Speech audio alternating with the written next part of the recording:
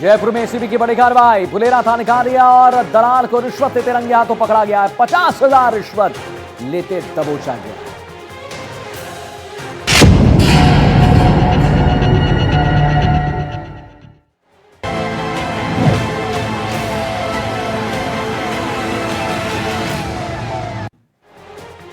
अपनी पहली कहानी की ओर चलेंगे। जयपुर से आ रही है, बदमाशों के हौसले बुलंद है दोस्तों।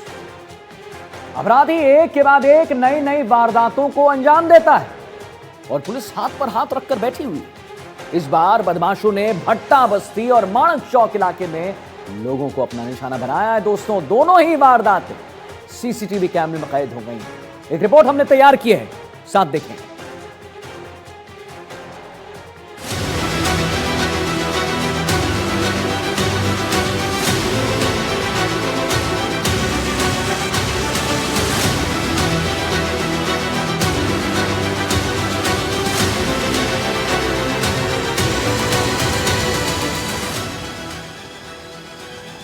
जयपुर पुलिस अपराध के खिलाफ सख्ती से कार्रवाई की बात तो करती है, लेकिन जमीनी हकीकत कुछ और ही है। जयपुर में बदमाशों के हौसले इतने बुलंद हैं कि वो दिन दहाड़े एक के बाद एक पीड़ितों को निशाना बना रहे हैं। हालांकि पुलिस ने दोनों मामलों में कार्रवाई कर बदमाशों को गिरफ्तार कर लिया है। पहला मामला भट्टा बस्ती इलाके का है, जहां मोबाइल की दुकान पर बदमाशों ने घुसकर मारपीट और तोड़फोड़ की। पुलिस ने आरिफ, अदनान और दूसरों के खिलाफ मुकदमा दर्ज किया। ये घटना सीसीटीवी फुटेज में भी कैद हुई। पीड़ित दुकानदार ने लूट का आरोप लगाया है। पुलिस का कहना है कि दोनों का आपसी विवाद था। पोस्टर की बात को लेकर विवाद हुआ था। पुलिस ने आरोपियों को गिरफ्तार कर लिया है। नहीं सर, कल हमारी स्टैंडी बन के आई थी, तो स्टैंडी को हमने हमारे दुकान के सामने लगाया था। तो उसके अंदर आके उन्होंने बोला इसको स्टैंडी को हटाओ। तो मैं बोला इससे आपकी क्या आपत्ति है, हमारी दुकान के बाहर स्टैंडी लग रही है। तो बोला इस स्टैंडी को हटा लो, जिसको हम नगर निगम से हटवा लेंगे। बोला आप नगर निगम से हटवाओगे तो हटवा लेना। जब हम हटवा लेंगे तो बोले कि हमारी चलती है, हम वकील है, हम पुलिस वालों को इनको सबको जानते हैं, हमारे सारे वकील है। घर के अंदर ऐसी धमकी देने लग गए। फिर तू में हो गई, उन्होंने हाथ छोड़ दिया। फिर 4 बार आके मेरी दुकान पर आके मेरे को मारने लग गए। पास में मेरी दुकान थी, उनको भी तोड़फोड़ करी, मेरी दुकान पे भी तोड़फोड़ करी है। मेरे कई छोटे भी आई है, यहाँ पर इधर छोटे भी आई है। पैरों पे इतने मोटे मोटे डंडों से मारा है। सरिये थे उनके पास, लोहे की मोटी वाली रोड़े थी उनके पास, उससे मारा गया मुझे। एक का नाम तो आरिफ है, एक का नाम अदनान है। ये दोनों भाई थे। इनके साथ एक आदमी और था, उनका नाम मुझे नहीं पता। बाकी ये एकदम से ऐसे आए मेरे को, जैसे कोई जान से मारने के इरादे से आया। दूसरा मामला जयपुर के माणक चौक इलाके का है, जहां पर लूट की कोशिश का मामला सामने आया है। पुलिस ने बताया कि 4 बदमाश चाकू लेकर ज्वेलरी शॉप में दाखिल हुए।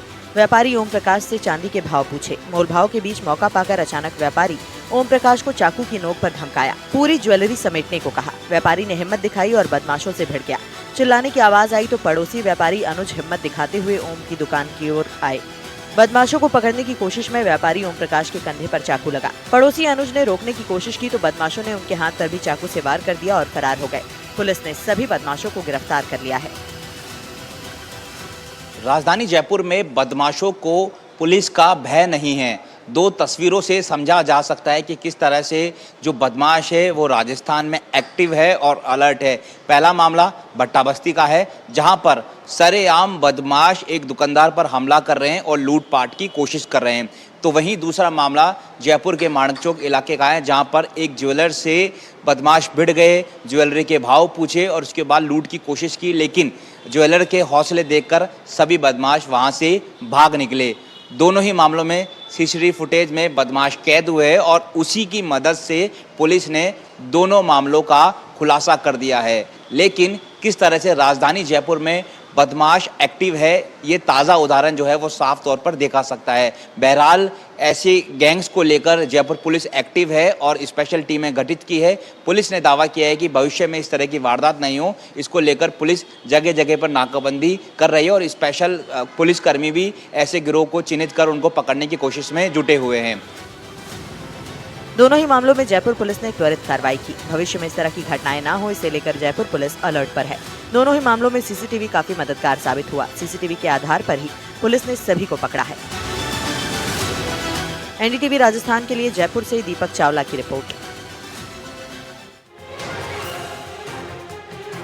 हरीश राव के मामले प्रदेश में लगातार सामने आ रहे हैं। नागौर से भी ऐसा ही एक मामला सामने आया जहां पीड़ित से लाखों रुपए लेने के बाद आरोपी और रुपए की मांग कर रहे थे। पुलिस ने इस मामले में 3 आरोपियों को गिरफ्तार किया है। क्या ये पूरा मामला हमने एक रिपोर्ट तैयार की है। हो सकता है 1 मिनट रुक जाइए, जिससे आप छुप छुपा कर बात कर रहे हैं ना, टेक्स्ट, वो एक हनी ट्रैप। देखते हैं।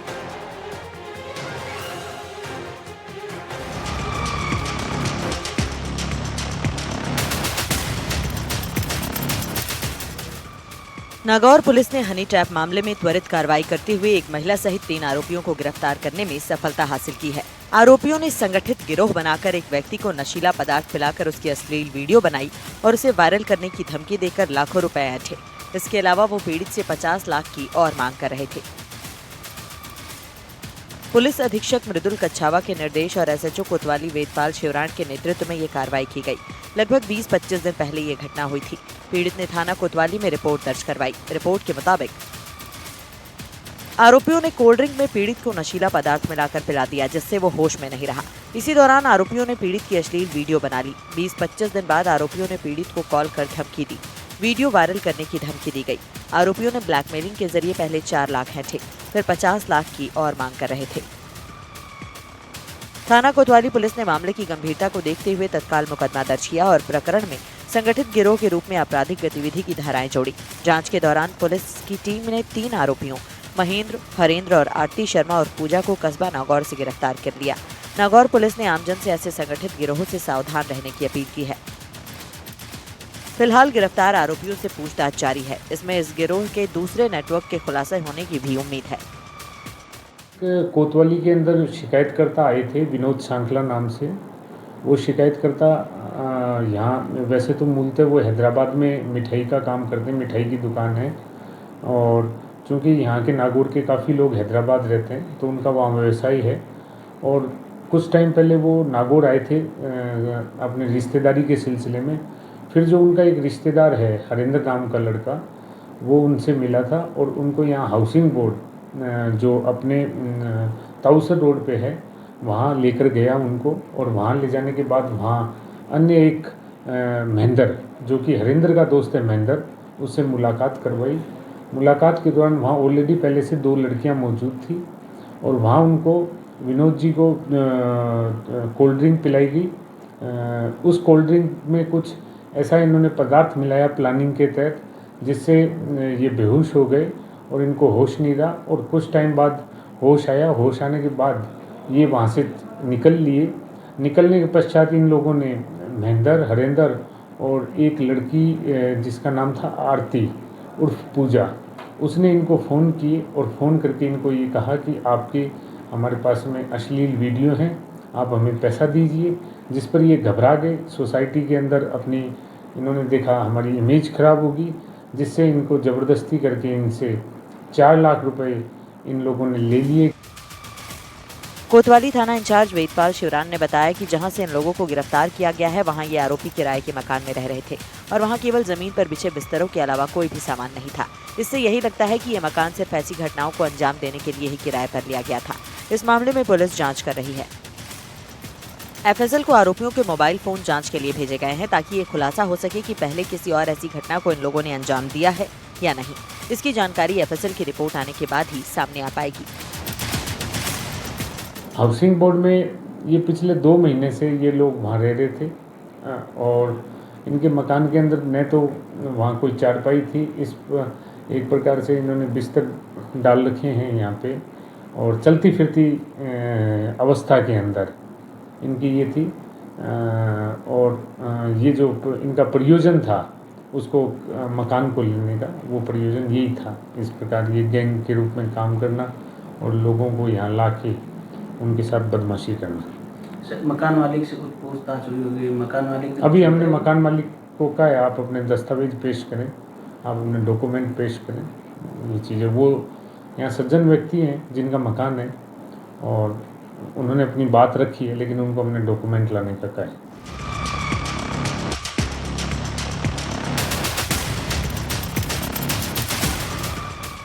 एनडीटीवी राजस्थान के लिए नागौर से लोकेश श्रीवास्तव की रिपोर्ट।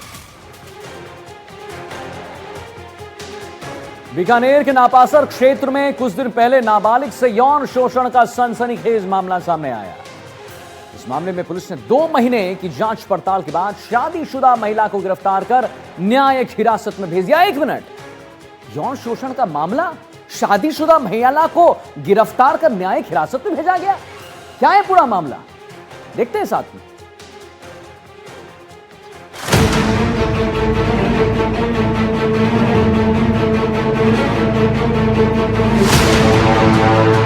बीकानेर से समाज को शर्मसार करने वाला एक मामला सामने आया है, जहां नापासार क्षेत्र में एक शादीशुदा महिला ने एक नाबालिग का यौन शोषण किया।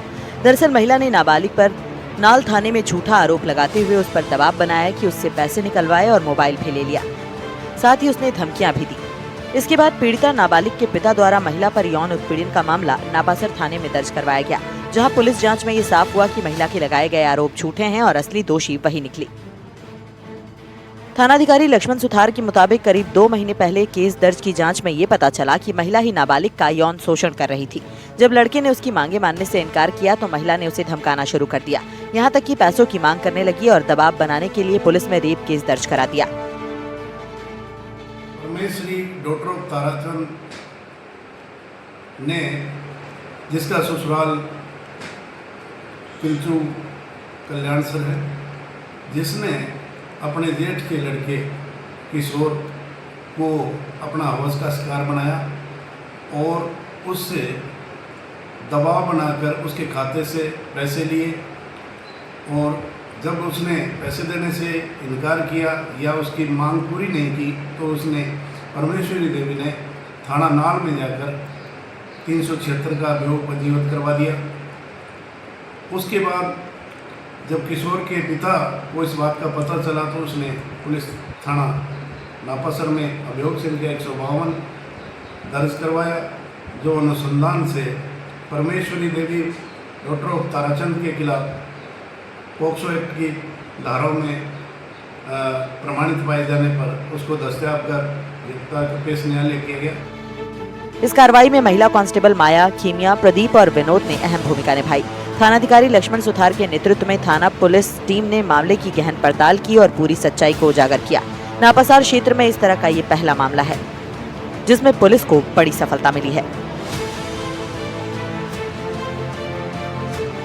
बीकानेर के नापासर से बड़ी खबर सामने आई है, जहां नापासर थाना पुलिस ने यौन उत्पीड़न के मामले में एक महिला को गिरफ्तार किया है। बता दें कि महिला ने इससे पहले एक नाबालिग पर नाल थाने में दुष्कर्म का मुकदमा दर्ज करवाया था, जिस पर दुष्कर्म के बाद पीड़ित जो आरोप नाबालिग था उसके पिता ने नापासर थाने में महिला के खिलाफ जो ब्लैकमेल करने का और यौन उत्पीड़न का मामला दर्ज करवाया, जिस पर नापासर पुलिस ने कार्रवाई करते हुए ये मामले का खुलासा किया कि महिला ही आरोपी है और उसके साथ कोई दुष्कर्म नहीं हुआ, उसने नाबालिग के साथ यौन उत्पीड़न किया था। जिस पर नापासर थाना पुलिस ने कार्रवाई करते हुए आरोपी महिला परमेश्वरी देवी को गिरफ्तार कर लिया है और उसे न्यायिक हिरासत में भेज दिया है।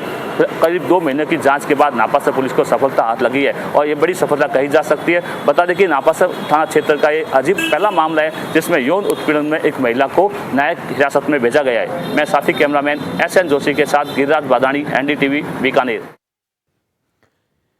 देखिए, कोटा पुलिस की ओर से अपराध पर नियंत्रण के लिए लगातार कार्रवाई की जा रही है। अवैध हथियार बरामद कर अपराधियों को सलाखों के पीछे डाला जा रहा है, लेकिन साहब चाकूबाजी है कि रुकने का नाम ही नहीं ले रहा है। कोटा के उद्योग नगर थाना में हुई इस चाकूबाजी की घटना ने एक बार फिर पुलिस को अवैध हथियार के खिलाफ चल रहे ऑपरेशन को और तेज करने के संकेत दे दिए। कैसे 2 सगे भाइयों पर बदमाशों ने चाकू से हमला कर दिया और क्या है पूरा मामला, एक रिपोर्ट तैयार किया है, दिखा।